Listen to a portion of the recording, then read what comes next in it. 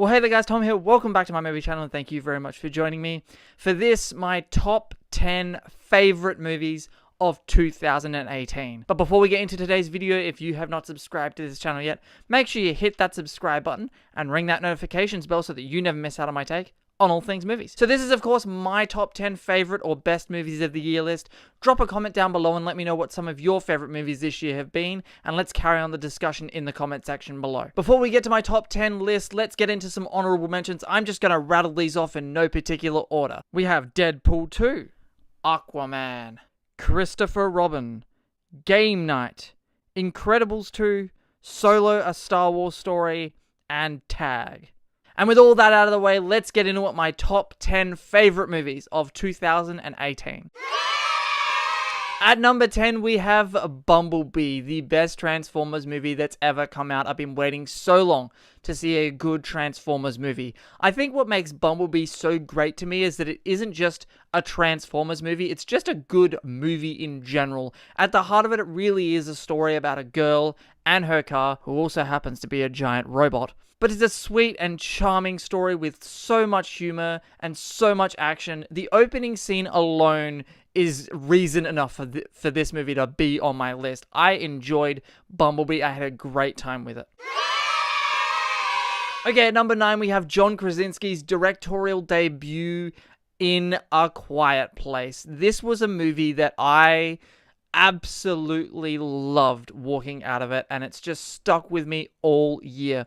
You know, I'm one of these people, I don't like scary movies. I avoid the scary movies whenever I can. I don't go near them. But because of its premise and because of who's in it, I was very curious to go and check out A Quiet Place, and I'm so glad that I did.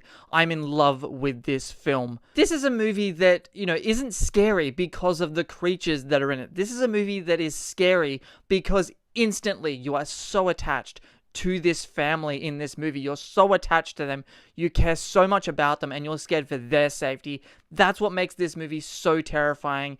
It's just a really good family story. I love A Quiet Place and it is definitely deserving of the 9th spot.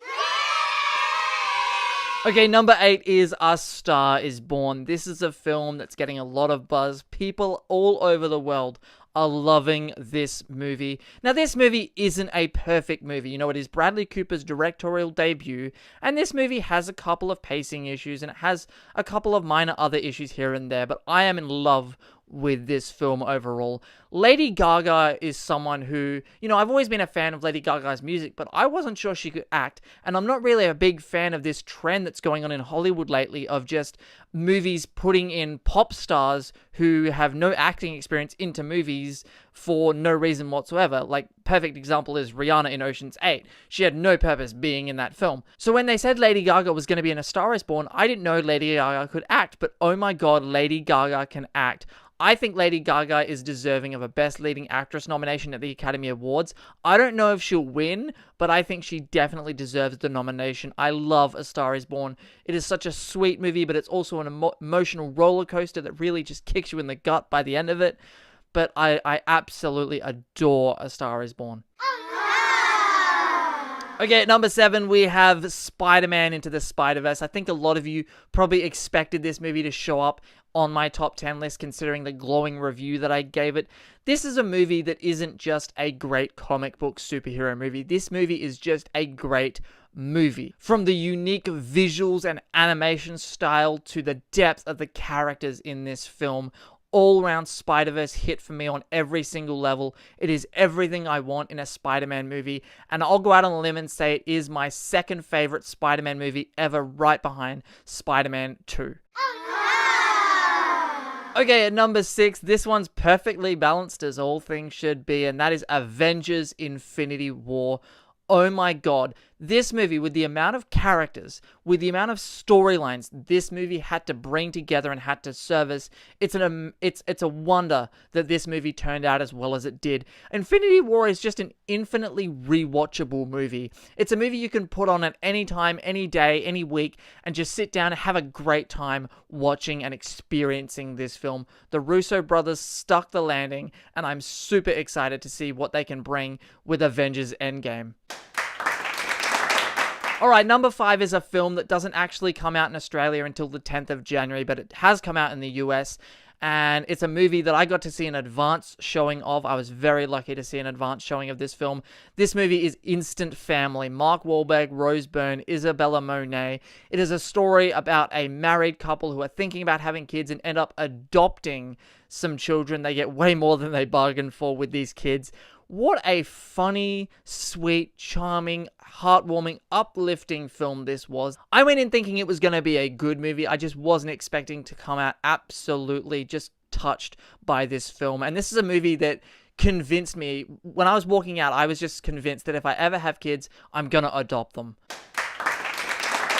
Okay, at number 4, we have Paul Feig directing Blake Lively and Anna Kendrick in a little movie called A Simple Favor. This is a film that also I wasn't expecting much out of, and I have to give props to my cousin Sam, who recommended this movie to me. I didn't know this movie was coming out until she told me about it, and then I saw some of the trailers for this film, and I didn't like the trailers. I actually thought the trailers were pretty crap, to be quite honest with you. I thought this was going to be just a little throwaway movie, and wow, I was so surprised by A Simple Favor.